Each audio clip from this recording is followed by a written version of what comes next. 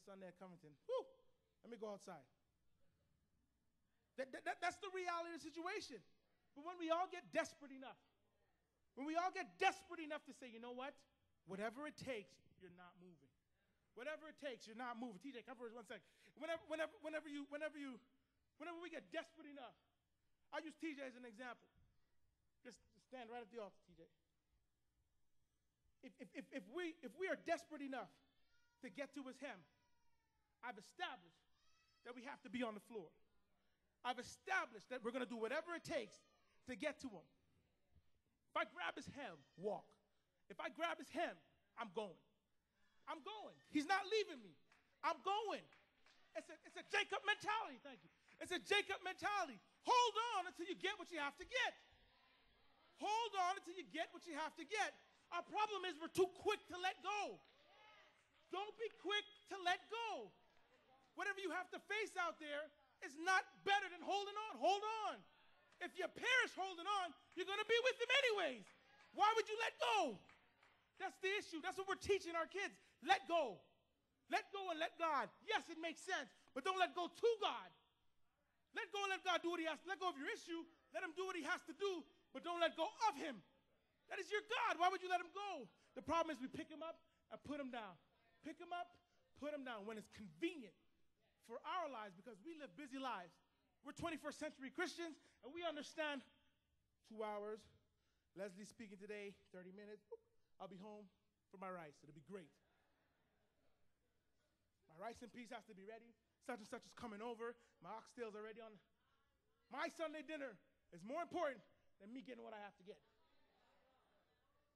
While I'm thinking about my oxtails and rice in this audience, and these people are up here worshiping, pastor's up here preaching his tale. He's preaching. And at the end of the day, you know what we're thinking? When is he going to finish? Another slide again. What are they doing back there? Come on. Come on, Brother Amos. Get this right. Somebody make it feedback so we can stop. Please do so. Let's be real. That's the reality of how we think. None of us are saying, boy, what am I going to get for me?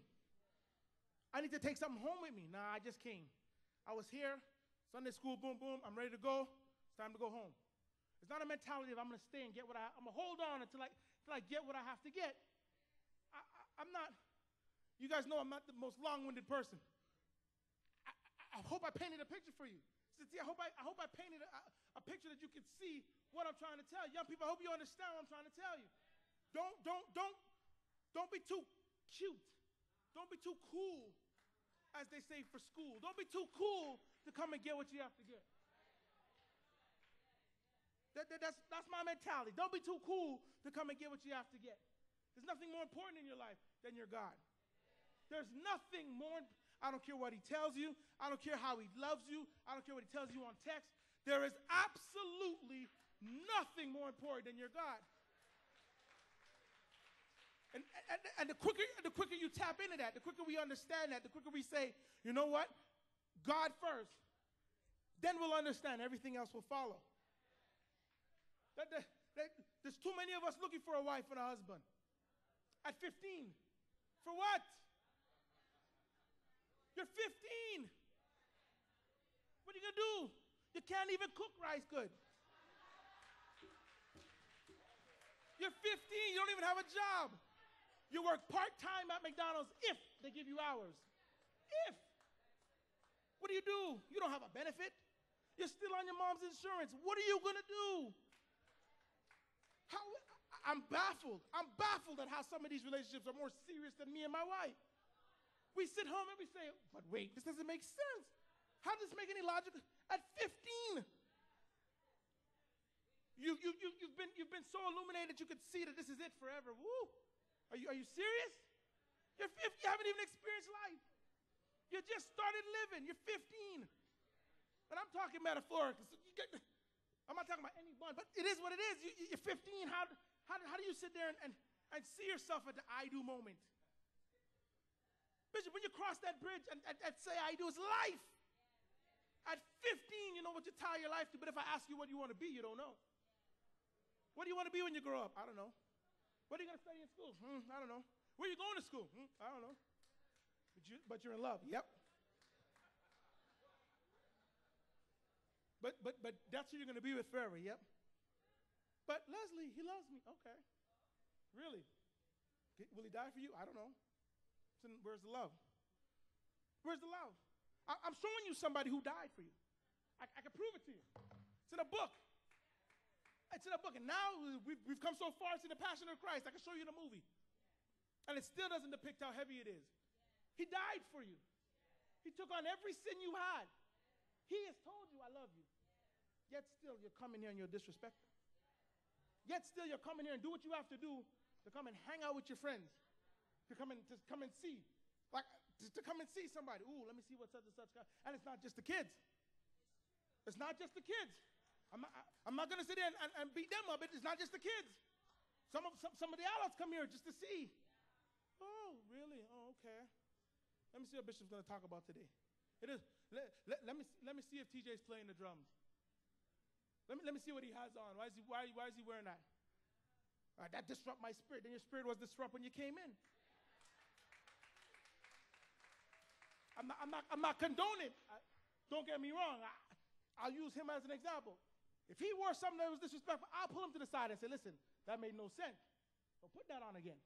But at the same time, if you come in here and sit down, and as soon as you see him, who's trying to get into come out here and do what he has to do to get into his God, and you're distracted, you weren't bad coming in.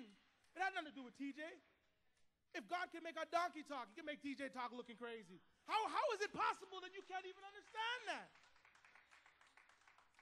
I mean, that's where I am. How is that possible that you can sit down and say, that disrupt my spirit? I'm not singing. I'm not doing. Why Pastor Phipps say, notice I'm not looking at nobody. Let me look at Pastor. Why Pastor Phipps say this? I can't believe he would preach like, let's go. Woo! Make stuff up to get out of here. Meanwhile, he studied and prayed, heard from God, and God told him to say what he had to say. This is not an easy position. This is not a position where you could say, let me filter what I say, because it would make Sister Georgia feel good. The reality is, if I say something, step on your toes, God wanted your toes stepped on. If he's emptied himself and he's come to deliver Sister Auntie, if Uncle Stanley did it, he did it. There's no apologies for it. There's no, well, let me see how I can get around. How can I filter this? Well, if the praise team practice and Brother LeBron selects some young lady to lead, and you don't like what she has, God told him, that's who's leading the song. Your concern is not about the person. Let's get out of the superficial. Get out of the superficial, get into supernatural. Understand you've got to be desperate enough to get to him. That's where I need you to get to. I would love to see the day come, because the day we get desperate enough to get to him, then we can open our doors and everybody else can come in. It's impossible. And I know your vision is to see this place full. I would love to see it. But it's almost impossible to get there if the ones we have aren't desperate enough to reach. One of two things is going to happen. Somebody told me this, and I don't mean to offend anybody. One of two things is going to happen with those group of people. They'll never get there. They'll either die out, and then we'll move on, or the church will die. That's it. Those are the two options you have. So you can either sit here. I speak to the youngest, my daughter. She can sit here every Sunday, deal with her issues and not move. One or two things are going to happen to her. It's either she's going to die with the same issue, or the church will die. She'll go somewhere else and do the same thing. It's a cycle. Break it. Break it. It's simple. Break it. We're not in a position to say what we want, how we want it, and how we're going to get it. If God is giving it to you and you believe in your God, take it. If God is giving it to you, take it. You can't say no. Beggars can't be choosers. No beggar. There's a beggar right now on Covington Highway, right now on the highway, 285. If you give him $1 and he said, well, give me 20, you're taking back your $1. Because you're telling yourself, I'm giving you something. How is it possible you could tell me what you want? That's not my concern. So why would we do that to God? Why would we do that to God? There's a mentality, there's an entitlement mentality. I deserve this. What do you deserve? What do you deserve? You have to get what you have to get where you are. If I'll use Marcy, if Marcy's without the job, if you don't have a job, you can't say, well, I deserve to be a CEO. If Publix calls you tomorrow, you got to go and scan. It's a pleasure to serve you. It is what it is. When did we get so proud? When did we get so good? When did we get so uppity to tell God what we need? Well, when did you get it? When did you get it? Tell me where to get it. Where can I buy it? Because I need it. Some of us really need it. When can you get it? Auntie, where can you get it? Tell me, please, because I don't know. I don't understand it. I don't understand how, as Christians, God give you a lemon, and you're telling him, I want mango. For what? Look, we laugh and we chuckle, and I use a lot of metaphor, but the reality of the situation is, make your lemonade, Graham. It is what it is. As a generation migrated from Jamaica, hardships, did what they had to do with their God, got to America, and they've said to themselves, let me reach.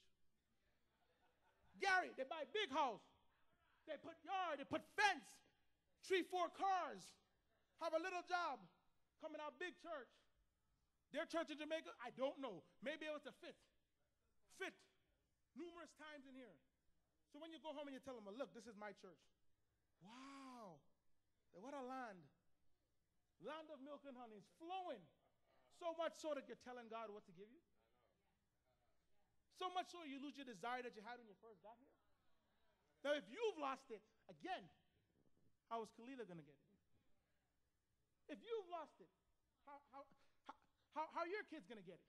You know why? Because they lived in a generation. I don't know what it means. I can never relate to going to a church with no doors. Never in my life.